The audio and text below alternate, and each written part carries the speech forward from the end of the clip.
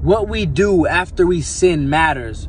Okay, I want you to see something. Judas and Peter, they both denied Jesus. They both betrayed Jesus. They both sinned, right? But what they did after matters. Judas, after all that grief he felt, all that shame, guilt, condemnation he felt, he killed himself. He couldn't handle what he did to Jesus. Jesus was so good. He was with Jesus for 3 years in his ministry, looking at Jesus do miracles, signs, wonders, loving people. Peter, he came back to Jesus. Jesus forgave him. What you do after you sin matters. I know we feel guilt, condemnation, and shame after we sin, yes.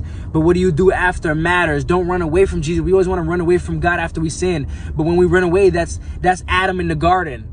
That's naked and afraid. Adam heard the footsteps of Jesus, of God coming in the forest, so he ran. In the garden, he ran. He hid himself. Him and Eve, they hid themselves.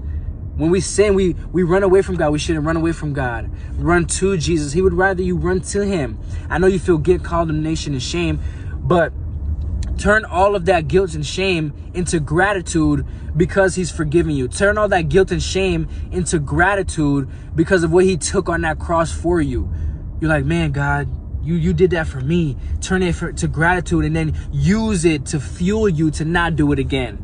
Use that love that you feel to fuel you to not do that sin again. Okay, in Jesus' name.